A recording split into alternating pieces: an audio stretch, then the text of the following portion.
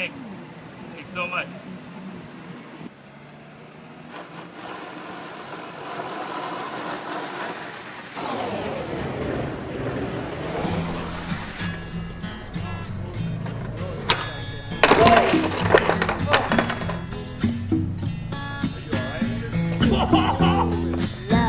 Dang, he's like...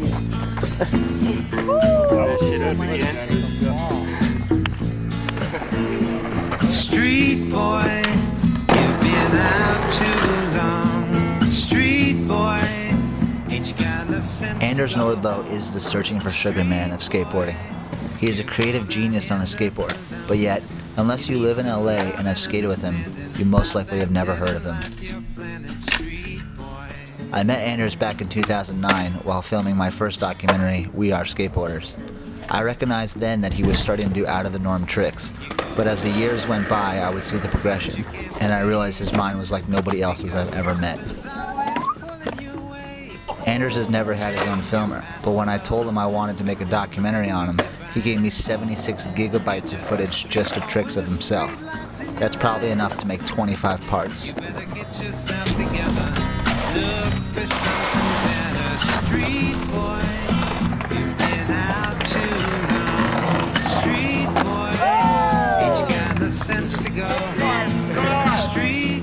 I wanted to find out how he went from being just another kid from LA who could do any normal trick to possibly being one of the most unique skateboarders alive.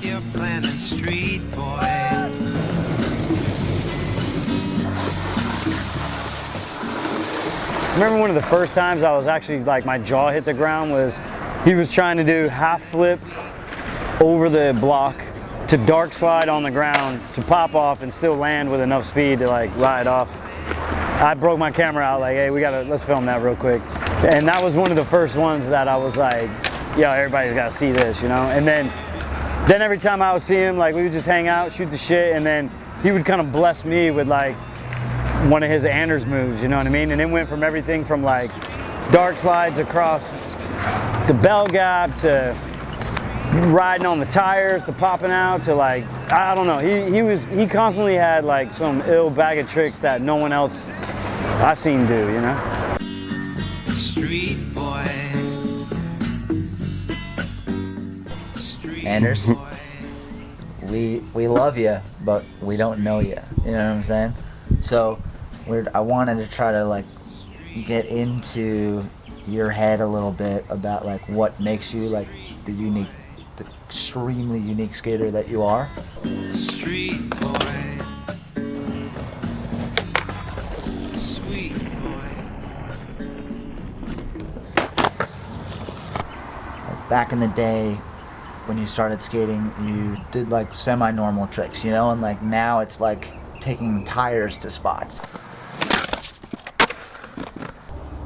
I started by like kind of building my own spots, fun boxes and stuff like that, kicker ramps and flat bars, and I built it myself because I didn't have any spots to go to. My parents would make me stay in the residential areas. I guess they were scared of the areas going this direction, like the city areas. They wanted me to be more in, you know, the residential areas with the nice houses.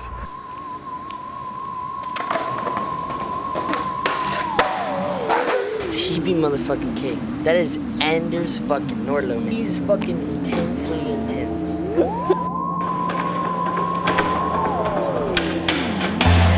When I first got sponsored, it was by Hawk Skate at the Grove, and that's where I was introduced to street skating, where I would like, skate in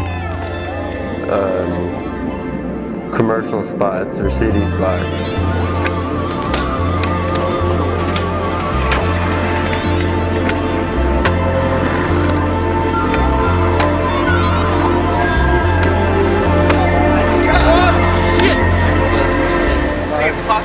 Right away. Hey, baby, let's go out tonight. Just keep on doing that. Stars are surely shining. What happened with you that like you started to go a completely different direction, you know? It happened probably when I sprained and fractured my ankles at the same time. I'm done for today. Both left and right, and when I healed, I couldn't do like stairs, I couldn't take the impact. So I kind of just tried to think of things I could do low to the ground, and I felt like I still wanted to do something different and bigger, not bigger necessarily in scale, but bigger in just trick selection or unique variations. Alright. I'm kind of getting sick of trying this, so I'm just going to land it right here, you know? I'm just sick of trying it, that's all. First try, more no warm up, bitch.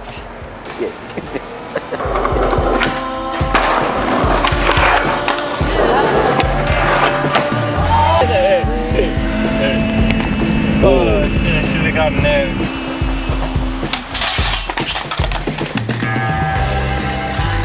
Broken wrist. Oh my god.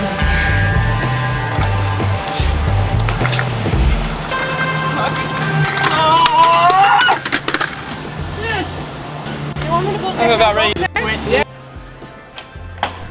I push myself a little too hard and skate while I'm injured, because I feel like it's not gonna heal sometimes. That kind of drives me to like think of new ways to skate, because I'm so stubborn and I'm like, I'm not gonna stop skating, but I'll like find new ways of skating. Like, I'm not gonna stop skating, but let's make this work. I gotta push myself to do more, to push myself to do something that I didn't even think of, or I didn't think was possible.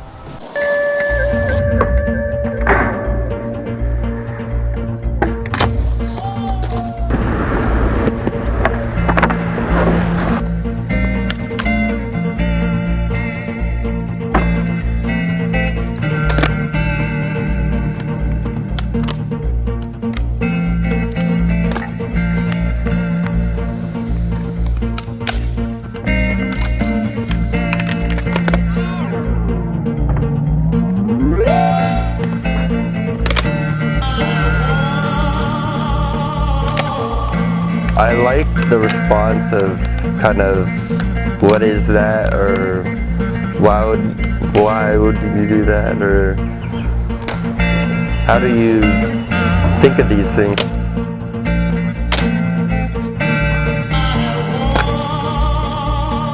I feed off that and think of new things that, for me personally, like how did I think of that? Try and do something, those things where it's just kind of out of the box, like weird. I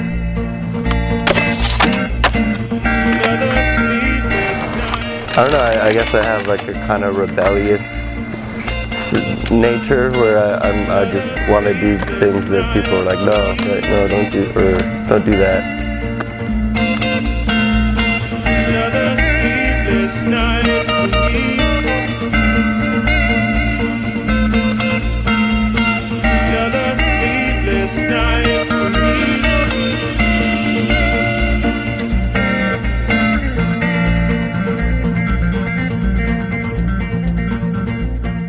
Dark slides, it's still like, all right, well, the kid's like, he's still taking out just his skateboard, you know? But then it like went to dark slides to like crate slides, you know, which is like, I don't know, it adds a whole nother element of skateboarding to skating. Like you're bringing a foreign object more or less to the session.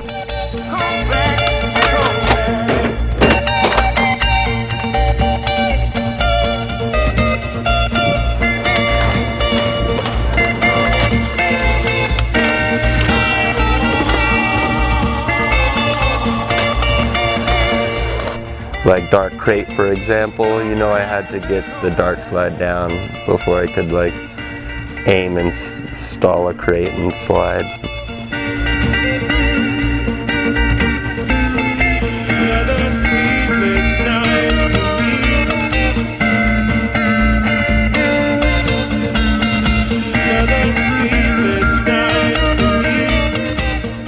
Skating square is just like, it's such a tight curve, and it's kind of trippy because sometimes you don't really get around, but if you lean right, you go really fast around.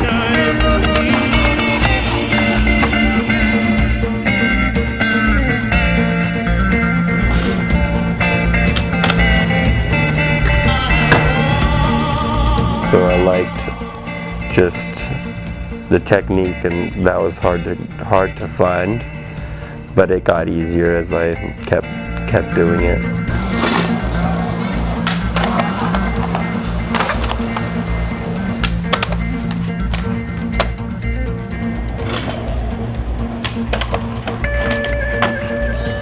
I don't know, skating just kind of gets me away from the pressure of having to be more independent.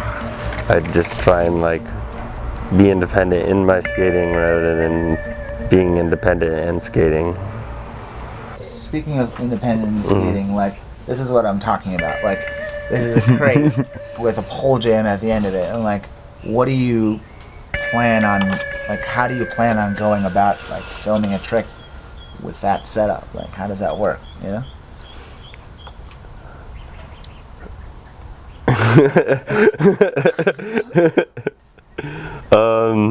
Yeah, I don't know, I surprise myself, or I weird myself out sometimes.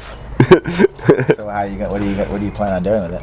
Yeah, I mean, I think that's part of the reason why it's been hard for me to be more independent and make money myself, because I kind of weird myself out, and kind of just trying to be different makes me feel different, kind of isolates me. Maybe I'll put the rocks in my bag. There's rocks in there? Yeah.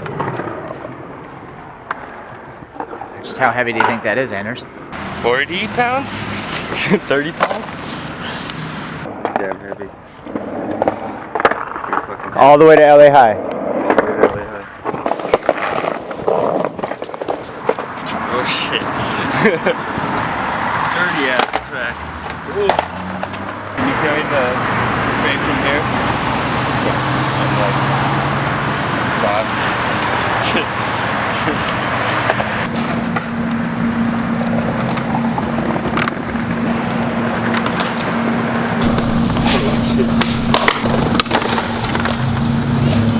Oh, it goes.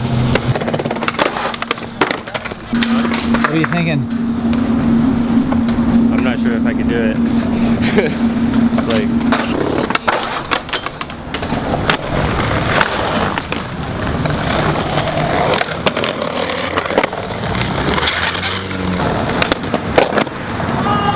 I met Anders, I want to say maybe 7 or 6 years ago. When I see Anders skate, it's like he's always doing something outrageous, something crazy, always something new, creating something. He just doesn't stick to one thing. Like, he's always changing what he's obsessed about. First it was crates, and then those tires, and now it's back to crates. Now it's building stuff on top of crates, but he's in a league of his own, pretty much, to me, skating.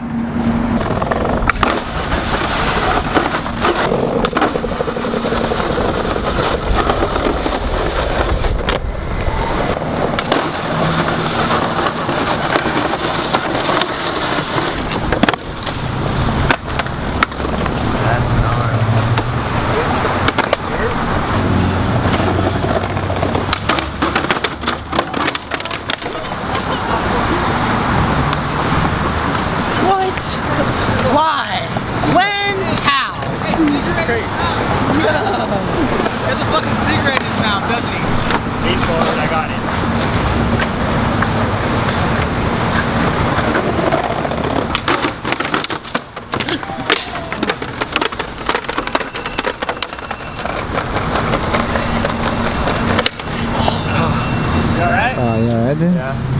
Just like you saw earlier, that kid tried to get on the crate and just ate shit. Like, that is crazy to me. And then waxing the bottom of it too to go faster, like.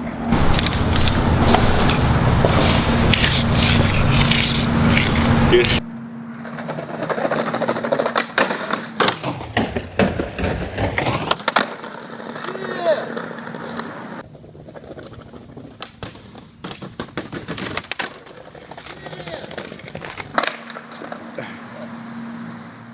Yeah, because tires are usually easy to find. You just go to like a gas station and ask the dude for a tire. Sometimes they won't give me a tire, so I'll like show them footage on my phone and say, I'm just gonna use it for this. They're like, oh, okay, that's cool.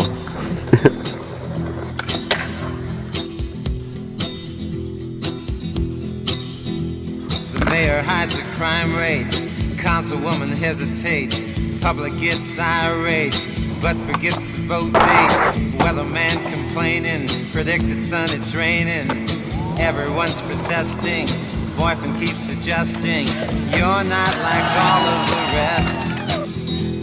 Garbage ain't collected, women ain't protected, politicians using people they're abusing, mafia's getting bigger, like pollution in the river, and you tell me that this is where it's at.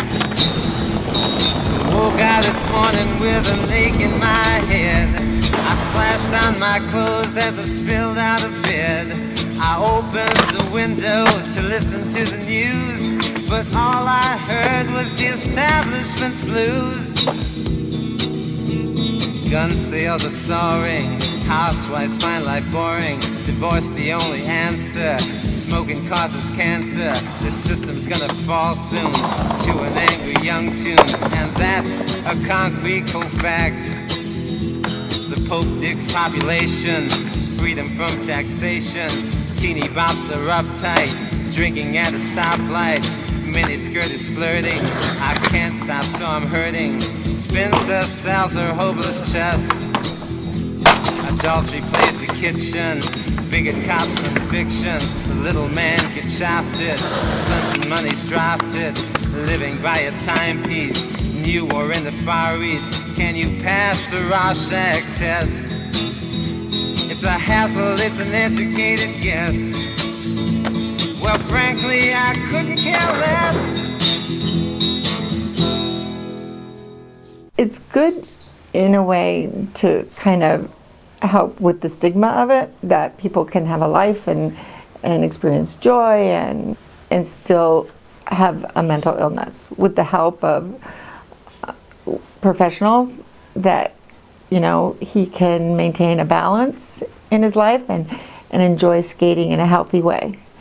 But sometimes when he gets on a manic end of his disorder, he gets a little more obsessed with the skating and quirky about the tricks and more imaginative with the tricks.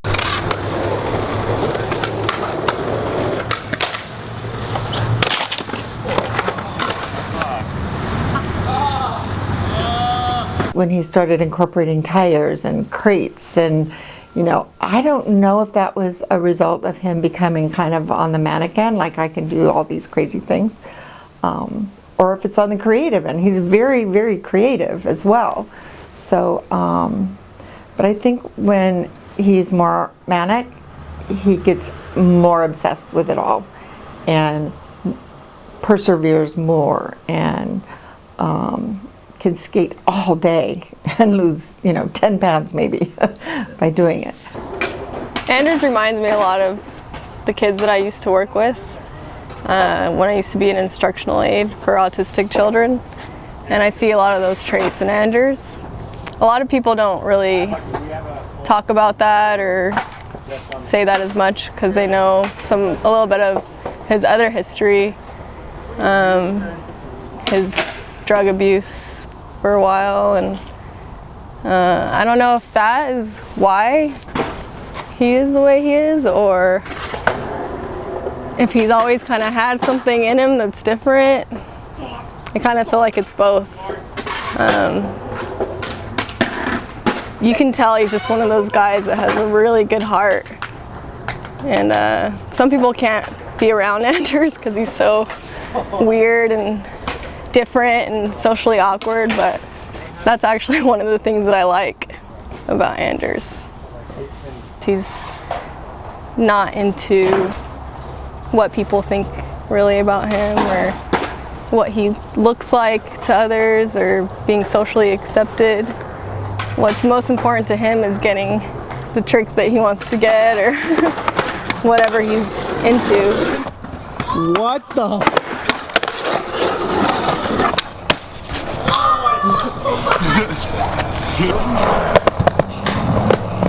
Did I do 180 out? Yeah.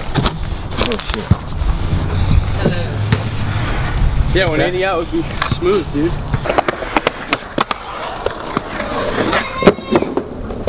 Wow.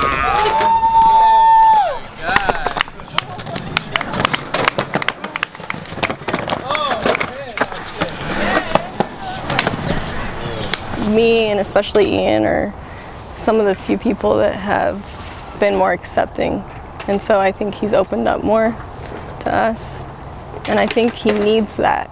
I think it's important that Ian is in his life because they have a special bond, like a brotherhood, you know.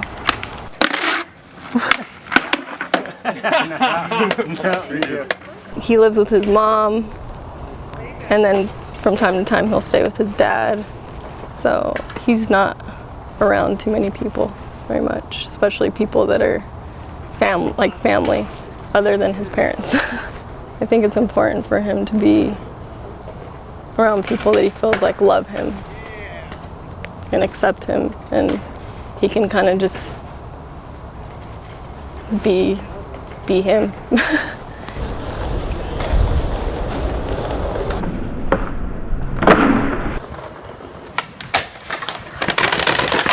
But thanks for your time, then you can thank me for mine. And after that's said, forget it. It's worrisome, it's scary. Many trips to the hospital. He's had concussions, he's had broken bones. It's kind of unsettling. And I know he loves it, so it's like I support him as much as I can. There was one summer where he was kind of obsessed with skate spots, and it was a summer where I was off, and so we drove up and down the coast, you know, taking pictures of skate spots, and that was kind of fun, and we bonded over that time, and you know, I admire his perseverance. It's amazing. It helps me to understand what it takes for him, how many tries it takes to get a trick, and you know, sometimes we could be there for a couple hours and not get the trick, or you know, there are times when I get frustrated. It's like you need to make some money, you need to get out there and work. But he does get a lot of product. I don't think I've bought a skateboard for him in years, since like 6th grade, so he's been able to support his skateboarding and himself to a certain extent. But yeah, day-to-day living, and yeah, I'm here for him. Forget it.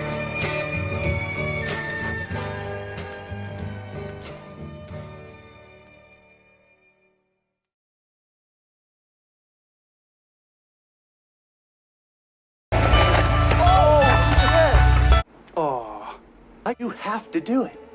You have to.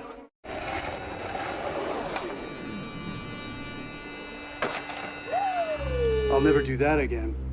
Jeez.